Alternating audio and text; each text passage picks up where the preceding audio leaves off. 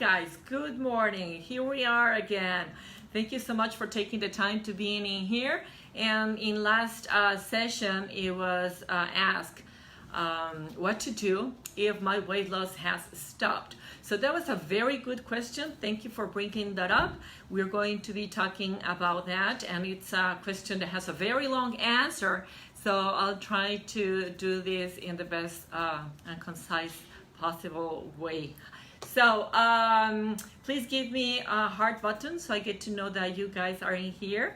And I'm Lucía, Chief of Nutritionist at Obesity Control Center. I have the experience of more than 8,000 patients, and there is so much to learn, and we are in this together. So let's do this today. And if you think that someone could get the benefit of watching this video, please make sure to tag them so they can follow me. And I'm going to be here every third Thursday of the month covering the questions that you have. So thank you so much for being in here. And let's cover today's topic, what to do if my weight loss has stopped. It really depends on the stage you are in. So if you just had the surgery and you are having a stall, say during the first month and a half, 2 months, then that might be due to water retention because there's a lot of inflammation happening right after surgery. So really, during those first 40 days after surgery, you shouldn't be waiting yourself. You should be focusing on just the recovery process. Now, if that happens at a later time, say within the first 5 to 6 months, well, it's important for you to know that that is common, and actually that is suspected, because the weight loss doesn't happen just like that. I mean, you are going to be losing a massive amount of weight, but it just won't go down in a straight line. It will pretty much go, like one step down, and then you stall and then take another step down. That is your body adjusting to a new metabolic rate. Now, during that time, it's going to be very important for you to protect your muscle mass, because the muscle is pretty much what is in charge of your metabolic rate. So the more muscle that you have, the more muscle that you keep, then your body is not going to be reducing the speed into which it's going to be losing the weight. So hopefully you're tracking protein intake, and you are, by doing that, protecting the muscle breakdown. Thank you so much, Susan, for being here. Thank you, Tina, for being here. I love the fact that you guys are joining me. So if at a later time, say during or after the 9 months in which the final size of the pouch has been reached, let's say that at that time you hit a stall, that can be because during the early months after surgery, you could have put the surgery to the test, meaning that you didn't make the changes that you are required in order to be able to keep the weight loss. So if you didn't make the changes, say for example, you got back into eating a little bit of pizza or a little bit of beer, and then you stepped into the scale and nothing happened, or you lost even 1 or 2 pounds, then your thought could have been, oh, this is happening for me no matter what. What is Lucia talking about? Why should I be making any changes?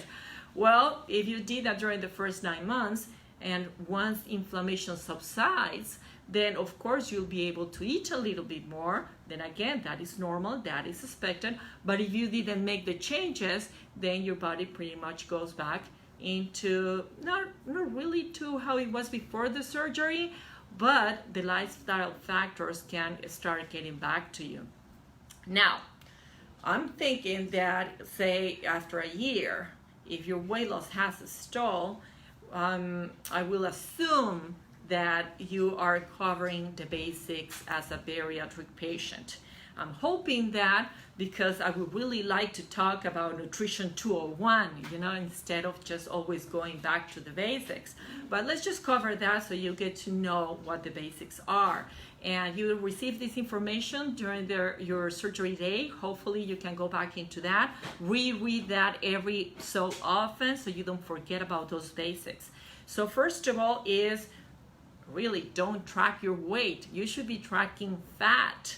So if we're talking about a weight loss stall, we should really be talking about a fat loss stall. So you could be losing weight, say from the fat, and you could be gaining weight from muscle. So you are actually shrinking, but the overall weight in the scale remains the same. So that is not a weight loss stall. That is what you want. You want to shrink. At some point, the overall weight, of course, will continue to going down. But in the process of the weight loss, there are body composition changes. So during that time, hopefully you're losing the fat and while you're keeping the most muscle possible. So instead of tracking weight, make sure to track fat percentage. And if you are basic thing to cover, say number 2, that will be for you to be eating with the formula of protein, fibers, and fat. If you are eating processed carbs, or if you're eating processed fats, then those become slider foods, and you could be eating a whole lot of those, so you don't feel the restriction of this leaf. This leaf provides restriction to hard, fibrous, solid foods. So that also brings me to the basics number 3, which is not drinking your coffee. You won't be able to eat or chew on your food, on your protein, then it's okay to have a shake instead of skipping it. Because then again, if you're skipping the protein intake, your body is going to use its own protein resources, which means that if you're not having a taco with meat, then your body is going to be having a taco of your own muscle, and that's how you start losing your muscle mass. So in order to protect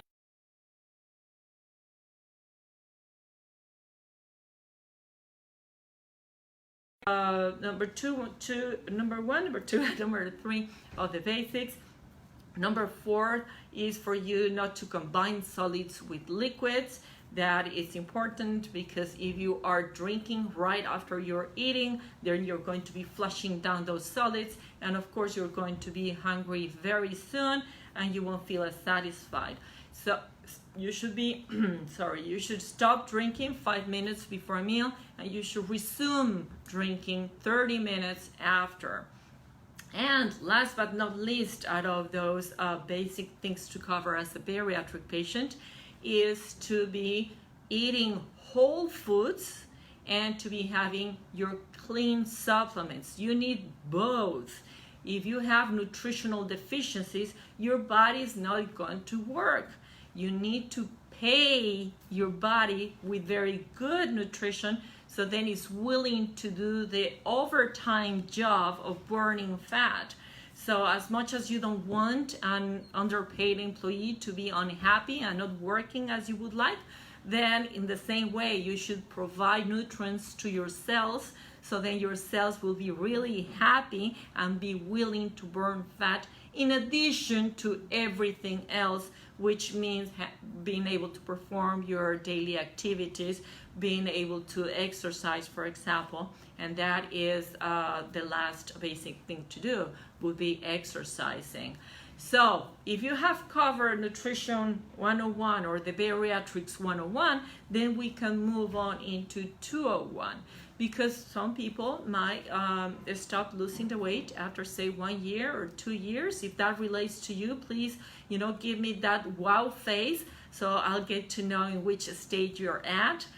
And if that is the case, then we need to look into 4 different things. One thing would be inflammation. Inflammation means that there's a toxic environment for the cell, and the cell needs to be using nutrients for that instead of using nutrients for burning fat. So if you are using nutrients in a different direction, then your body is not going to be getting into, again, the burning fat. I mean, that's what you want, but your body knows better. So if your body has to repair something, if it has to fix, say, your glucose, if it has to fix your liver function, if it has to deal with hypertension, if it has to deal with an autoimmune condition, then it's going to be using those nutrients for that. If it has to repair something in your brain, which is something that you might not know about, that I don't know about, but your body knows about, and is going to be using that nutrition for that. So if there's a high state of inflammation, your body is going to be dealing with that first. So once that's taken care of, it will start burning the fat. So what causes inflammation? Mainly a deficiency of omega-3s, which is anti-inflammatory inside the cell. And if you're consuming too many vegetable oils, those are the processed oils. It doesn't matter if they are organic. So if you're having the canola oil or the soy oils, those are high in omega-6, and omega-6 are pro-inflammatory, meaning that you already have a state of inflammation and you're eating something that is increasing the load. So yes, nutrition is information to your body. And if you have the wrong nutrition, then you're giving the body, say, more of a burden of what it needs to deal with. And if you have the right type of foods, then your body's going to be using that to repair and get rid of anything that is damaging the cellular function. So pretty much for inflammation, you need to watch out for omega-3s, meaning you need to increase the intake of seafood or fish mainly, and taking your omega-3 supplements. 90% of Americans are deficient in omega-3s, so whole foods alone won't do it. And make sure that they are good omega-3s, because omega-3s have to be tested for dioxins, pesticides, rancidity values, and they do have to have the right dosage of EPAs and DHAs. So there's a reason why we recommend the supplements we recommend. And also they have to be tested for heavy metals and for mercury. So don't take any types of omega-3s, and especially don't take the omega-3s that have omega-6 and 9. What we're trying to do is to reduce the omega-6 intake, right? So supplementation is tricky, and we are experts on that, and we give you specific recommendations for that. So hopefully you're doing that. And then again, you need to reduce the vegetable oil intake. You need to take care of any autoimmune condition so that your body will, pretty much be in the proper state of doing the extra work of burning fat. And you need to get rid of toxins. Anything that has artificial flavorings or colorings is going to cause some type of inflammatory response. It could be in the gut, or it could be somewhere else. And some symptoms outside the gut are brain fog, anxiety, depression, and joint pain. Do you guys know that? Give me that wow button so I get to know if that strikes you. 90% of serotonin is produced in the gut, and that is the happy hormone. So your gut should be working properly in order for you to have control, not only in hunger or satiety, but also in serotonin and many other hormonal and neurotransmitter responses. So I will cover that in a minute, but I just wanted to say that toxins do have an effect in your brain, and toxins do have effect in your gut, and they do clog your liver. So if your liver has to be dealing with those toxins, that Diet Coke or that vitamin water, or any processed foods, anything with a label, then your liver is not going to be able to do anything with the fat. Why would it take care of the fat if it's saving your life at that very moment? So make sure that you pamper your liver. Lots of water, nothing with a label. All right. So who guys are here? Other than meat, what are good sources of protein? I'm finding meats are making me constipated, and removing meat from the diet takes away a lot of my protein. Okay, fish, chicken, turkey, game, anything with 2 or 4 legs, or anything that swims, seafood as well. And hey, even crickets, they provide protein. So you do need to be looking into protein sources. Greek yogurt is a good protein source, and the Vitaleaf shakes are a very good, clean, and high quality protein. bioabsorbable, so that's pretty good. And some vegetable sources could be nuts and seeds. So that should be able to give you a better idea on what else to include to boost your protein intake. There is also a commenting here about I should also mention shakes are making me nauseous, so I've cut those out right now. Well, that could depend on the shakes that you're having. Some people are reactive to casein, and some people are reactive to lactose, and some are reactive to the toxins without knowing about it. There are some nasty protein shakes out there, and I will say the brand because they are pretty common, and that is Premier Protein Shakes, and it's actually not even protein, it's just powder milk. So out of those 30 grams, you're just getting 9 grams of protein with 35 chemicals, so that's a chemical cocktail. And I know that some patients will say, oh, I've been having those and I'm doing okay with them.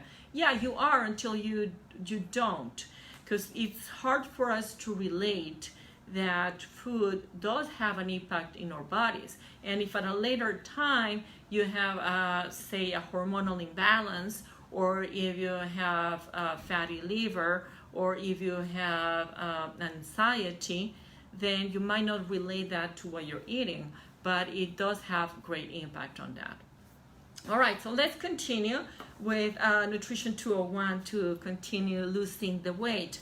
So the first one was inflammation. The second one would be the gut environment. So what does that mean? It means the function of the gut, meaning being able to digest and absorb nutrients. So you should be avoiding any foods that you're intolerant to. So don't try to go around them. If your body can't accept them, then it just can't accept them.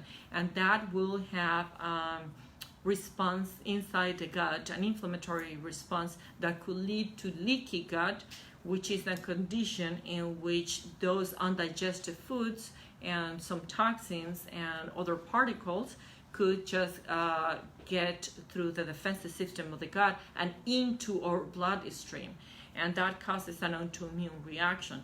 So of course leaky gut is something to be concerned about and to try to avoid by keeping the gut healthy.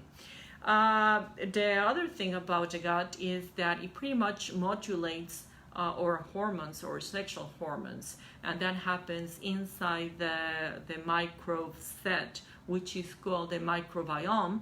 And inside the microbiome there's the strobolome. So the strobolome is what's going to be modulating the sexual hormones, and obesity is an estrogenic state. So when those estrogens for men and for women are not right in balance, then they are going to be causing weight gain, or for you to be able to lose some more weight. So that happens at the gut as well. And the microbiome is not happy at all with any flavorings, any colorings, any additives, and especially foods that you cannot tolerate. Another thing is the neurotransmitter response, and some of those neurotransmitters are produced by the gut, and those are signaled by food composition. And of course that means whatever you're eating that is going right down into the gut, then that is going to be creating that signaling. We have millions of neurotransmitters in the gut, and it communicates to the brain. Such in a freeway, it's a bi-directional communication, and it's instant and it's very dynamic. So the gut environment will have a great impact not only on weight loss but in your overall health. And another thing to be looking into would be the lifestyle factors like sleeping. People who do not sleep between 10 p.m. and 6 a.m. will not be using much of the melatonin hormone, which is the night hormone that is in charge of repairing. So then again, if there's damage, your body is not going to be able to get into the right cellular function. And to get rid of damage, it needs nutrients to be able to repair. and also it also needs the time to do so, and that happens during the night. So sleeping is very important, and managing the stress, because if your stress is going up, and it could be physiological stress from exercising, it could be physical stress from having a disease, or having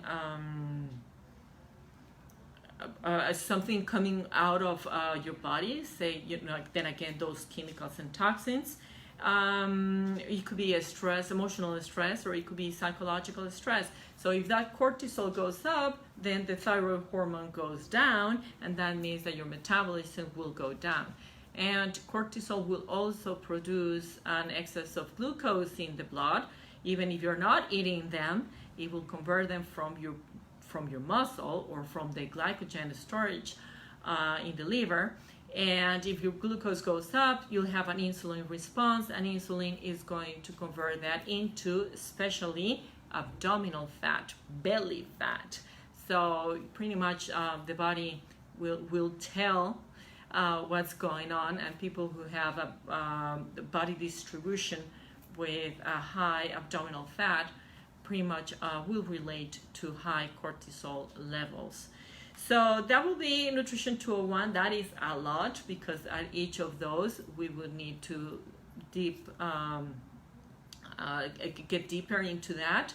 But it's important to just, at the end of the day, realize that your nutritional status will is a result of what is damaging your body, and how you're helping your body to repair that damage. So if that is, say, too little damage and too many nutrients, then your body will be able to repair that damage, but will also have some nutritional leftovers to do the extra job or the extra work that you want your body to do, which would be fat burning, right?